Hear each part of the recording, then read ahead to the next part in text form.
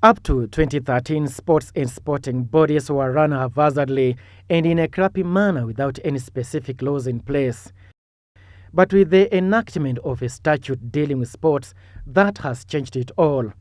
The Sports Act 2013, designed to regulate all sports, and the administration was assented to by the retired President Mwai Kibaki in January 2013 and came into force in August the same year. But how can we make sure that this act puts sports in order? Kenya has talent in sports, as demonstrated by the continued good performance by the athletics, the rugby and the volleyball teams, and with good management it is assured that Kenya can also excel in non-traditional sports like in fields events and swimming. Managing sports in Kenya has been lacking both in capacity and intellect. Thus, talents are killed at will as a result. A large section of sports lovers are very unhappy with the persistent failure by the Ministry of Sports to resolve several crises involving sports associations. We also ask you to get your house in order. You've been charged with the management of this sport for the benefit and on behalf of the people of this republic. We ask them also to do what it is that they must do to promote this sport. All these wrangles and financial issues that consistently keep cropping up are things that they should put in the past. Isikuwa tu ni kubadilisha watu, but ilikuwa ni uongozi wa kubadilisha na kuinua hali ya kandanda ya humu nchini. This happens as Dr. Hassan Wario managed to keep his position as Cabinet Secretary for Sports in the recent cabinet reshuffle, despite his failure to put things in order, something that football fanatics say is beyond belief. Must take full responsibility for what's happened to Harambee Stars. And if I was a minister, I would have resigned.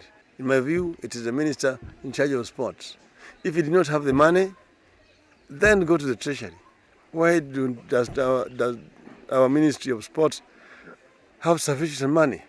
Not only for athletics and soccer and rugby, but for other things. Wario has perhaps failed in ensuring that the running of football affairs, for example, is streamlined to conditions that bring good results from the team, recalling the quagmire that highlighted Stars away match to Cape Verde. To make matters worse, the Harambee Stars loyal players are in Ethiopia for the CECAFA Senior Challenge Cup, and reports say that the team has not been given the allowances even after submerging Uganda Cranes and going down 3-1 to Minos of Zanzibar. On Monday, a group of Kenyan athletes stormed the headquarters of Athletics Kenya Riadha House, locking out officials and demanding that top national officials of the body step down following allegations of graft and doping cover-up. It doesn't start today. It is because it just has been exposed. So we are here in solidarity with other athletes who have taken a responsibility to say enough is enough. I think personally I've tried to solve these issues. I've tried to talk to the AK officials before and the government officials, and I told them that there's a problem. They never listened. So I'm glad the athletes themselves have come so that maybe the world can listen and a solution can be found to the problem we're facing as athletes in this country. With all that, it is now time for Mr. Wario to get his house in order. Sports is already in confusion and needs a strong, strict leadership who will ensure things run properly.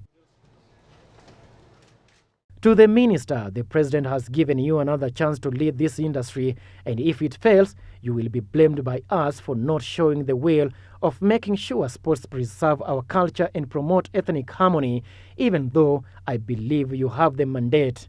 Kazi kwako, Mr. Minister. Francis Silva, GBS Sports.